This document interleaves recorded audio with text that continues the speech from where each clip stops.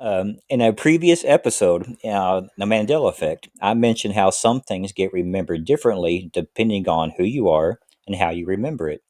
It's an odd phenomenon that is still debated today as why this happens. It got me wanting an explanation on other things in dealing with the mind and body. So, over a course of a couple months, I made a list of things that happened naturally, and I wanted to know why it was happening. What are goosebumps, and why do I get them?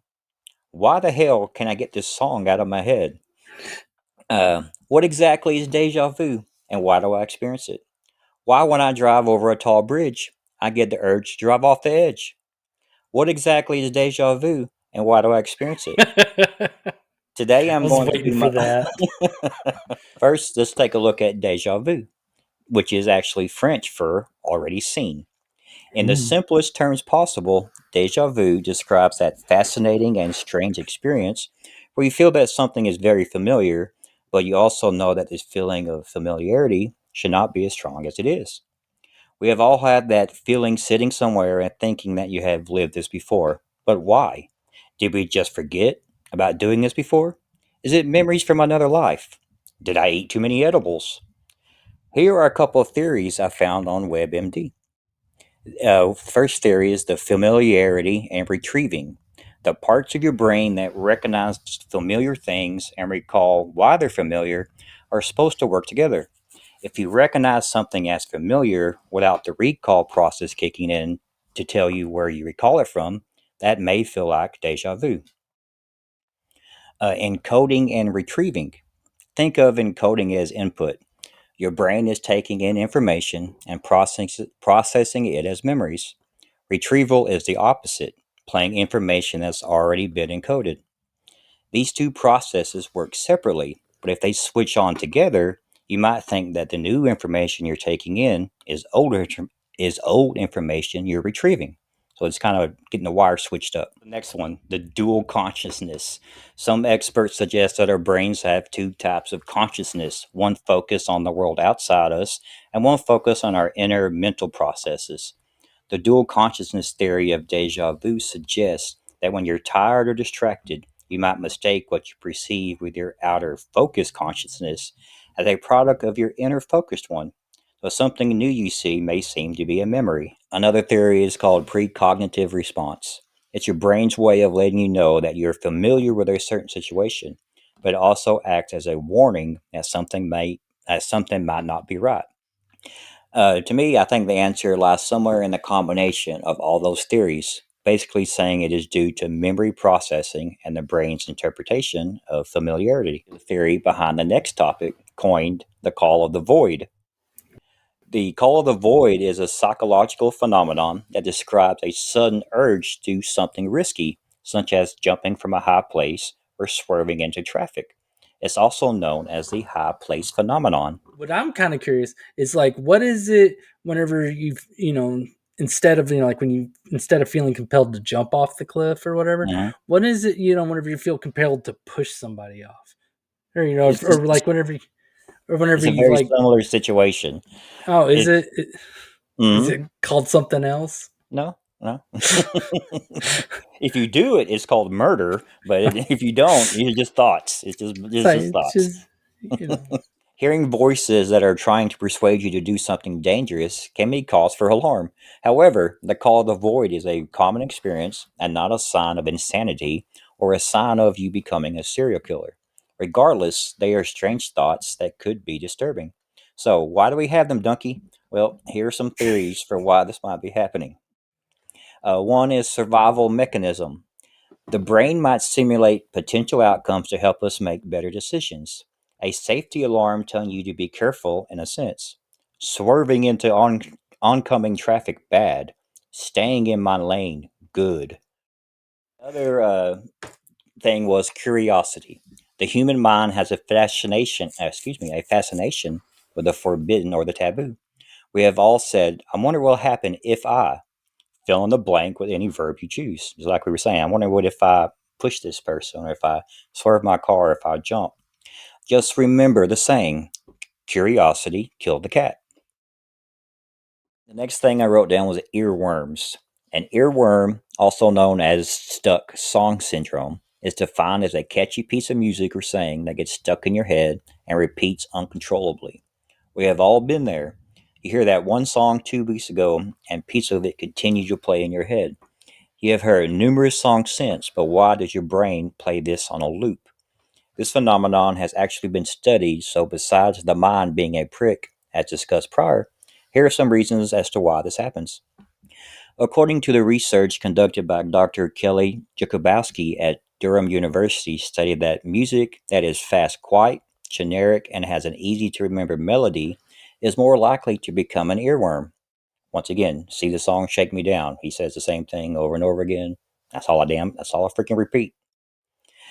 She explains further, or he explains further, the doctor explains further, our findings show that you can, to some extent, predict which songs are going to get stuck in people's heads based on the song's melodic content. The study also found that earworms were more likely to surface when someone was doing an activity that didn't require more brain power, such as having a shower or doing chores, or driving home from work, or just watching brain numbing television. The most important question: how in the hell do you get rid of it? Well, you can listen to the whole of the song or piece that's stuck in your head. You can try to distract yourself with another song, or you can ignore it. I do not agree with ignoring it. Just like an itch, the longer you ignore it, the greater it grows. Your best bet is to listen to the full song and just get it out of your system. I think earworms don't just exist with songs. It could be just, funny little phrases or something here off a television show. Down was goosebumps. Another body oddity that we all get happens so often. It can be because we're cold or get excited, while taking a poop or just having an eerie feeling. What I'm referring to is goosebumps, also known as pilo erections. I know, Yeah. right? I wrote that. I'm like, really? That's what it really is called? I'm like, huh? It's a real word, pilo erections. The first reason we get them is because it's cold. Duh. We get all the chills and wrap our arms around ourselves. You notice your arm hair sticking out like someone just rubbed you with a balloon. The reason for this is actually quite simple. When you're cold, the sympathetic nervous system triggers the muscles to contract, which pulls the hair upright and creates goosebumps. You get the eerie, scared feeling.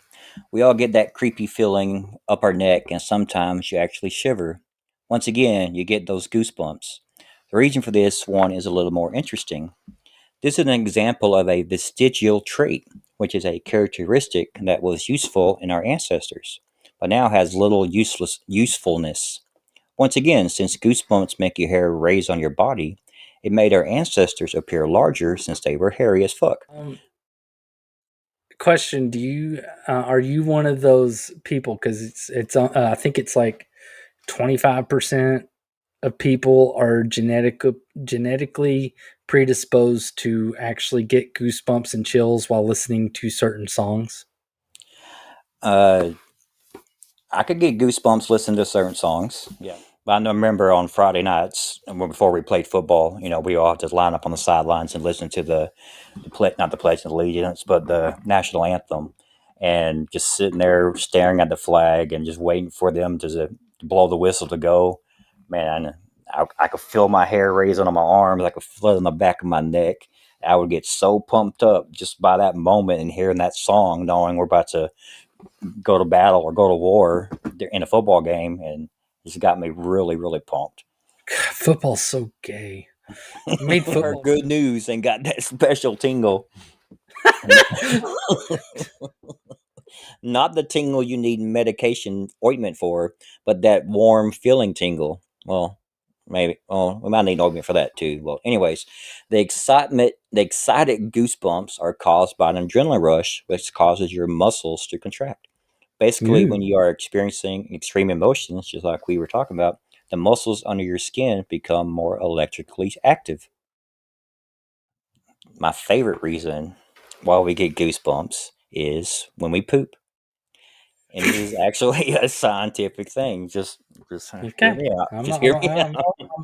I'm listening. All right. You People. let's see how else your butthole affects your life. We know that you get it tickled while you're driving, Hmm. so now we're gonna find out how your butthole affects the rest of your body. All right, come on. Everybody gets this, okay? Uh, People get goosebumps when they poop because of physical exertion of a bowel movement activates the sympathetic nervous system. The vagus nerve, which is part of the parasympathetic nervous system, is also stimulated during a bowel movement, which can cause goosebumps. It can also cause sweating, chills, lightheadedness, and intense relaxation. And that's what the purpose of the Lamaze is. It helps. I don't care what you say. You put your like legs in the air and you point your toes Hmm. and just yeah. You actually take your feet off the floor and If it's a point your really toes. bad one, I have before. I won't lie. I now that they have squatty potties, that's not as necessary anymore. I'm just picturing you putting your legs up in a stall somewhere, Oh hoping. no, see, no, because I don't use public toilets for that. That is What? something you do, and no, that is something you do in the privacy of your own home, where it's nice and safe, and strangers can't hear it or smell it. Sometimes that thought or the feeling of having to go overwhelms the feeling of somebody's going to smell it or I see me. I don't th- care. there Watch. are times Watch it. I'm able to fight that off. I mean, I will be that guy that starts sweating and stuff because I'll be Mm-mm. like, I gotta get home, gotta get home, gotta Nope. get home, and because like it there are times I can get over it because, like, I will be honest, getting paid to poop is like the best. Oh yeah. But Half like, my day I spend in the bathroom. say where I currently work now, there's like somebody I know, their office is right outside the bathroom. And it is like the only bathroom there, and there's only two stalls. And whenever I go in there, people are going to know I'm in there and that it's me. Uh-huh. And I can't cope with that. That's not all right. No, you got to have a No, poop floor. I You got need to to have. be You need a poop floor. well, yeah, and I need safety. I need safety and security. It's like my wife makes fun of me because I love her. I share everything with this woman, but whenever I go to the bathroom, the door is closed and locked. That's for I her safety, though. Well, it must have struck a nerve. It must have struck the vagus nerve. why The are there? vagus. Oh, sorry. One more thing. Yes. Why are there so many things like that are involved with the butt? You got like a vagus nerve that gives you like lightheaded and goosebumps and all this other Mm-hmm. stuff. You got the prostate in there that like Gives you has the to deal with goosebumps too. like well, yeah, and has to deal with like weenie function. I Yeah. I don't understand why there's so many things that are just packed up in there. They need, it's like, come on, Pun intended. maybe. You got a point there. For something that deals with shit is pretty important to our health. Yeah, no, it's one of those. I mean, it's yeah. I'm not gonna go into that. I was, but yeah, it's just it Well, seems like a bit of a design flaw. a little bit. I've heard it called.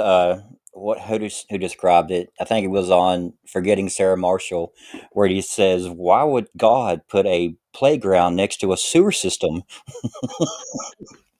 Well, this vagus nerve, it runs from the brainstem to the rectum and plays a role in many bodily functions, including digestion, regulating your heart rate, and regulating blood pressure. When the vagus nerve is stimulated, it can send. Ow. Yeah, talking about that Ow. finger. When that vagus nerve is stimulated, it can send signals of both strain and relief from passing stool to the brain. This can lead to feelings of excitement known as poo-phoria. Okay. On a side note, however, overstimulating the vagus nerve can cause a significant drop in blood pressure, which can lead to passing out on the potty. This is called triggering defecation. Oh, I had this word syncope. Triggering defecation syncope. Now I got something new to be afraid of whenever it comes to pooping. Great. So you can strain too hard and you can pass out. This is the thing. That lightheaded feeling you get when you are sitting on the pot and you're just straining and you feel lightheaded, that's because you're about to pass out. It's a real thing. Some people think that contributed to Elvis's death because he was on all those opiates, and opiates constipate you. He did die on the shitter. So he did die on the shitter. He could have been straining, and he could just died right there. Oh man! Yeah. Oh man! When I read that poof for part, that was perfect. We've all had that feeling before when you sit there and find it right now. You're like, oh, and you get that shiver from the top of your head all the way to your feet. Oh yeah. Oh man. God. I've never had that guttural reaction at all. Oh dear God. Okay. Man, it's a